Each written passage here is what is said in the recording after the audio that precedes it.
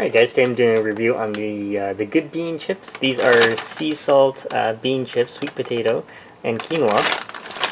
Gluten-free, 4 grams of protein, vegan as you can see. Check out the ingredients if you guys want to read it. Pause the video right there.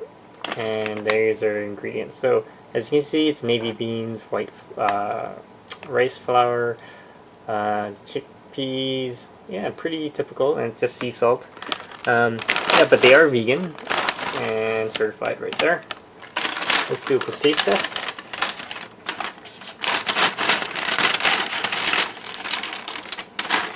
There you go. That's what they look like. They look like Doritos almost.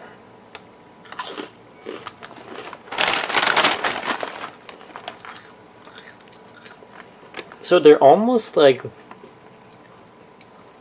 think of it like if you mashed some beans together and then into a paste and then you crisp it up. That's basically what it tastes like. You can taste the beans, and it's not bad. It actually tastes pretty good, and it tastes like it's less like a less dense Dorito in a way, fluffier in texture. Definitely check it out. If you have any questions, comments, guys, please subscribe to the channel.